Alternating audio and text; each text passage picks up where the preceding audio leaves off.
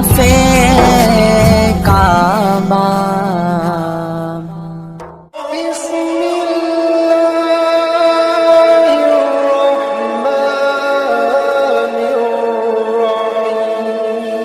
جب ماہ صیام رمضان المبارک جلوہ گر ہوتا ہے، جنت کے 8 دروازے کھول دیے جاتے ہیں، جہنم کے دروازے بند کر دیے جاتے ہیں اور شیاطین جکڑ دیے جاتے ہیں۔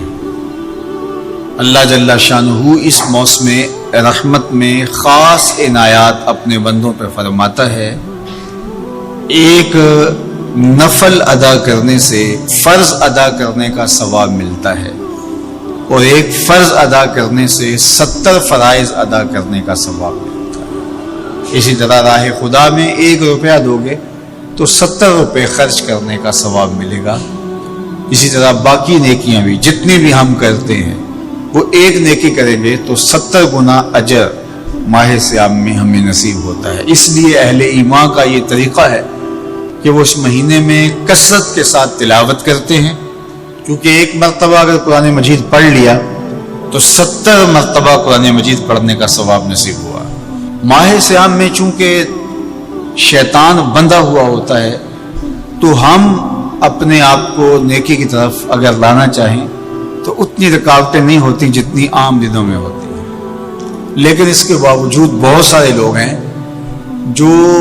رات کو بڑا پکا ارادہ کر کے سوتے ہیں کہ میں صبح وقت پہ اٹھوں گا اور نوافل بھی پڑھوں گا اور نماز بھی ادا کروں گا، لیکن جب صبح ہوتی ہے تو انہیں یا تو جاگ نہیں آتی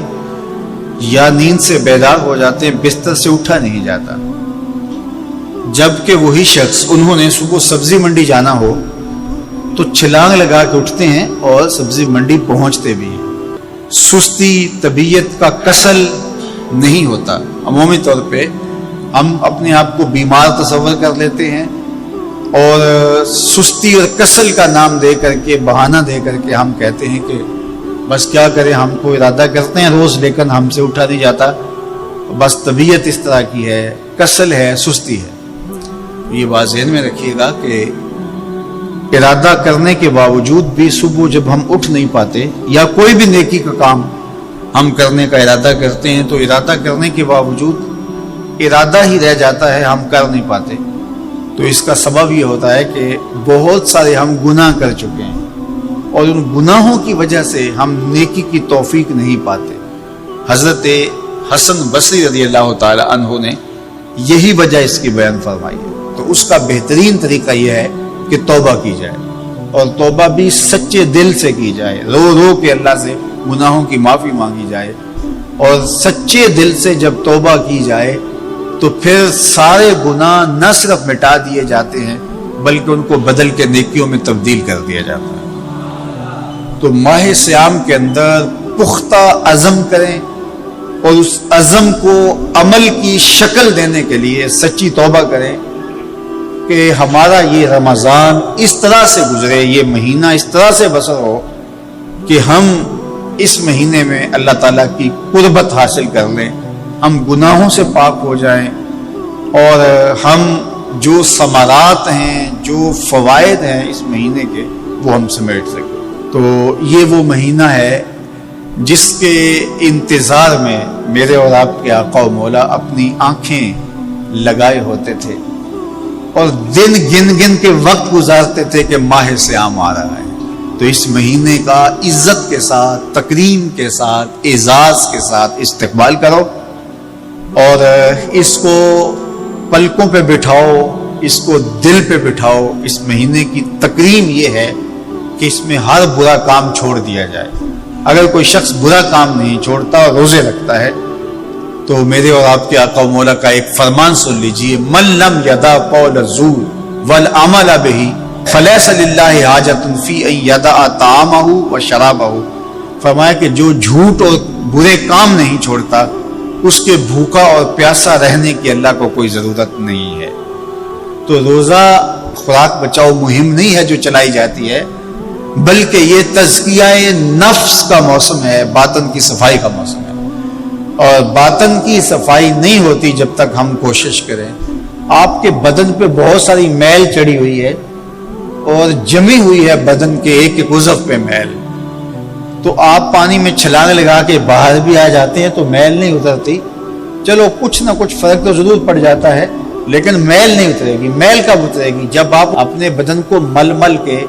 اس کے اوپر صابون لگا کر کے اچھی طرح سے اس کو جب اتاریں گے محنت کوشش سے، تو پھر آپ کا بدن مہک جائے گا، ہلکا پھلکا ہو جائے گا، میل اتر جائے گی۔ یہ موسم رحمت ہے، اللہ کی رحمتوں کا می برسے گا، اس سے کچھ نہ کچھ فائدہ تو ہوگا ہی، لیکن حقیقی فائدہ وہی حاصل کرے گا جو اپنے گناہوں کو مل مل کے دھوئے گا اور اپنے آپ کو صاف کرنے کی کوشش کرے گا۔ تو اپنے من کے میل اتارنے ہیں، اپنے باطن کے میل اتارنے ہیں، اپنے اعمال کی درستگی کی کوشش کرنی ہے۔ صلاۃ التراویح